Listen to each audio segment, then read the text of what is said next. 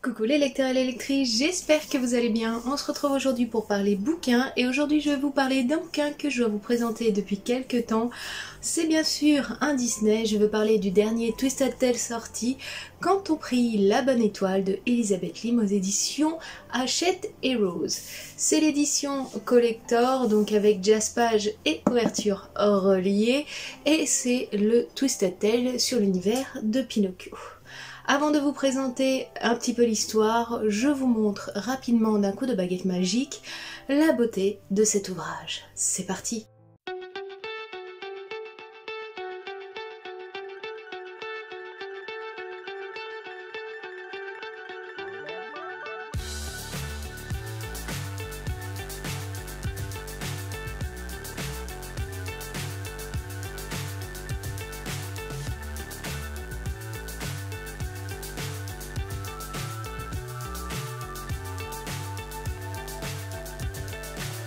So high, I'm hypnotized.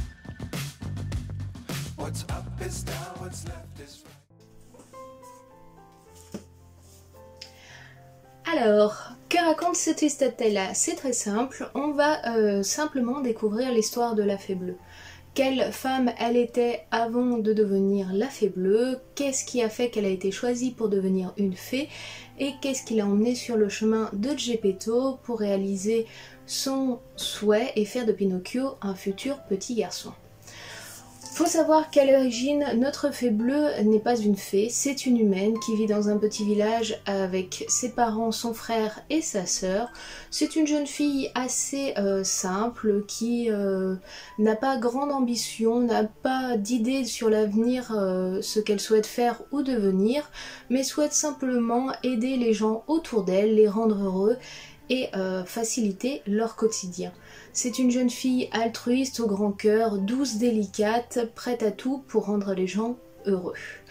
À côté de ça, elle a son grand frère qui est très investi dans la reprise du métier de ses parents qui sont boulangers au sein du village.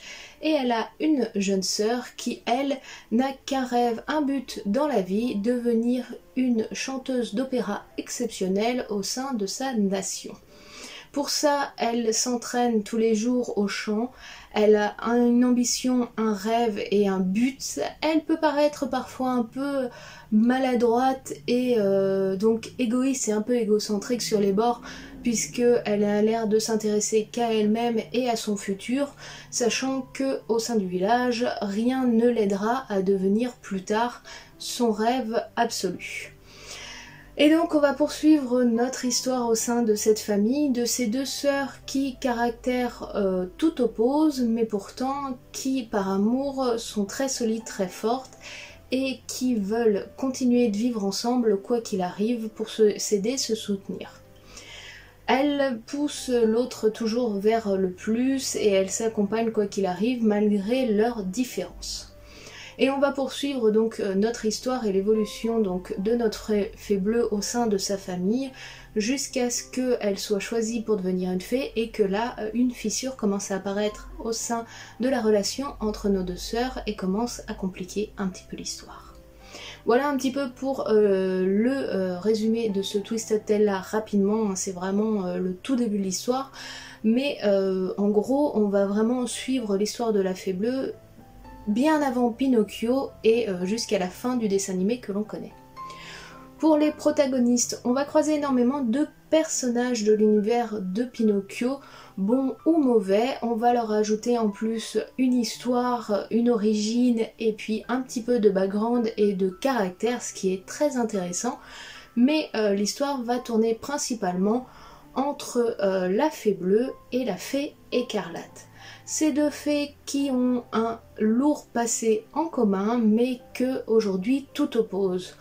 L'une est là pour réaliser les souhaits, faire le bonheur de tout le monde et faire en sorte que la joie règne sur le monde. Elle ne peut pas réaliser tous les souhaits, elle a des règles un petit peu strictes parce que plus on utilise la magie, plus elle s'épuise et plus le monde de la magie risque de disparaître. À côté de ça, on a la Fée Écarlate, c'est une fée dite sans cœur, qui elle est née dans le monde pour parfaire ses ambitions et surtout pour apporter un petit peu le malheur dans le monde et autres. L'histoire entre nos deux personnages principaux est très intéressante puisque avec le lourd passé qu'elles ont en commun, ça va les opposer de plus en plus au fur et à mesure de l'histoire. Notre fée écarlate et notre fée bleue sont à la fois si proches d'être l'une et l'autre assez égalitaires et à la fois très différentes, et pourtant elles rêvent que d'une chose, la même chose, qui dépendra que du comportement de nos deux fées l'une envers l'autre. Et donc on va suivre cette rivalité au fur et à mesure de l'histoire, rivalité qui va bien sûr prendre un sens dans l'histoire de Pinocchio que l'on connaît et qui va donner un sens tout à notre histoire que l'on connaît à travers le dessin animé. Je passe ensuite sur les plus et les moins.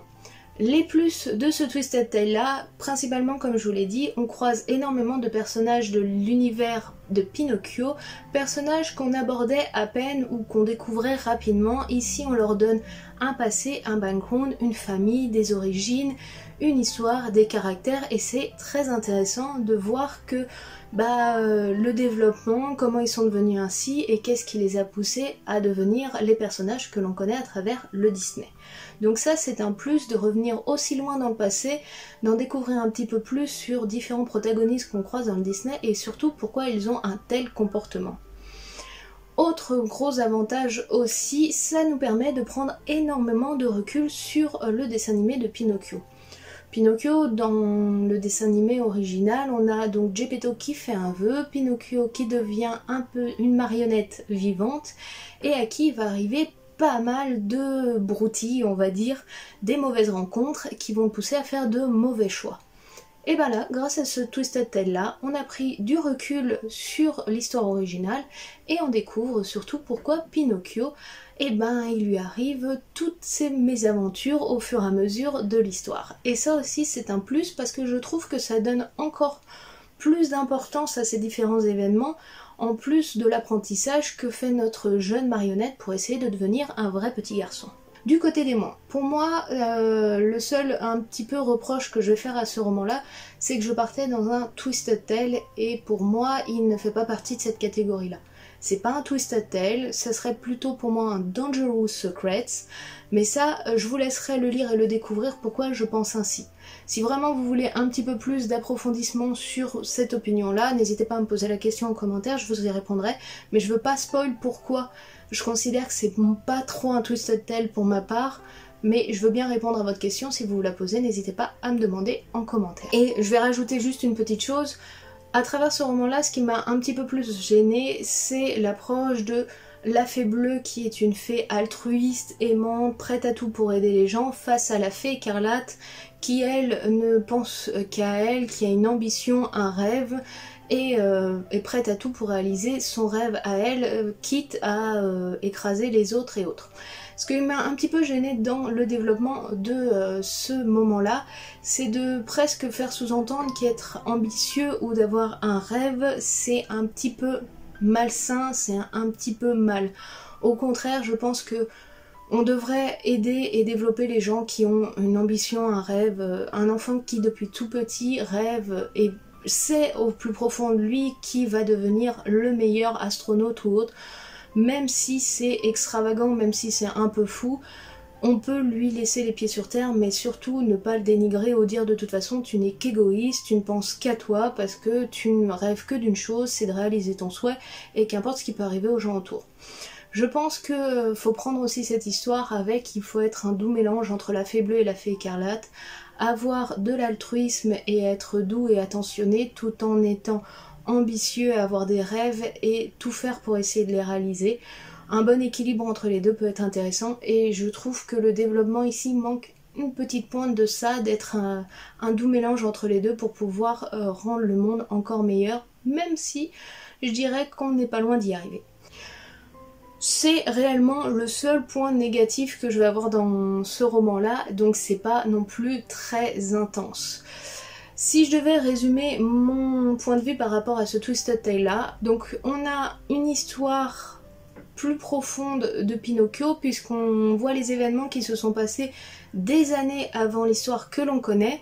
On a un approfondissement important des personnages que l'on croise à travers le dessin animé, mauvais ou bon en général, avec le pourquoi du comment et tout ce qui leur est arrivé pour en arriver au début du dessin animé que l'on connaît.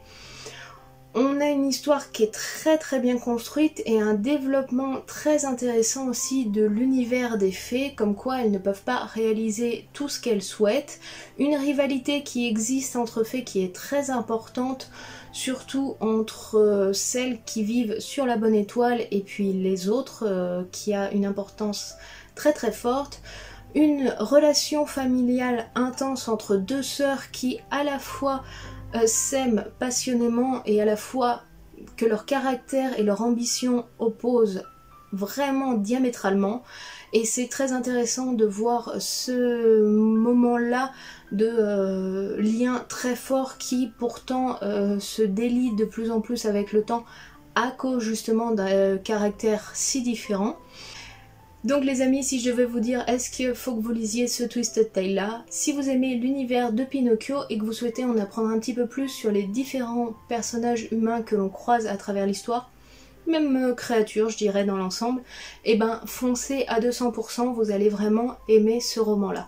Il y a tout un approfondissement et tout un background construit avant le Disney de Pinocchio qui est très intéressant et qui vaut vraiment le coup d'être découvert à travers le roman Quand on prit la bonne étoile.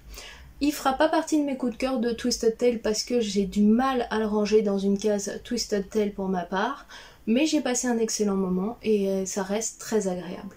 Donc voilà les amis, c'était la présentation du dernier Twisted Tale sorti, Quand on prit la bonne étoile de Elizabeth Lim aux éditions Hachette et Rose. Et voilà, on se laisse donc ici avec cette lecture là. Je sais pas vous si vous avez déjà lu ce roman, si vous l'avez apprécié ou si il fait partie de votre pile ou de votre wishlist. En tout cas, je pense que si vous appréciez vraiment l'univers de Pinocchio, vous allez juste trouver ce roman tel un petit bonbon. Pour ma part, Pinocchio m'effrayait déjà quand j'étais petite, je trouvais l'univers assez sombre et pourtant j'ai passé un délicieux moment aux côtés de la Fée Bleue, de toute son histoire, de son background et surtout des caractéristiques très spécifiques qu'ont les fées, comme quoi elles ne peuvent pas faire et réaliser tous les souhaits de n'importe qui. Bref, vous n'hésitez pas à me dire en commentaire quelle est votre lecture du moment. Nous on se retrouve très bientôt pour une vidéo sur les bouquins et dès cet après-midi pour parler Funko Pop. En attendant, je vous fais tout plein de bisous, je vous dis à très bientôt et prenez bien soin de vous, ciao, bye bye.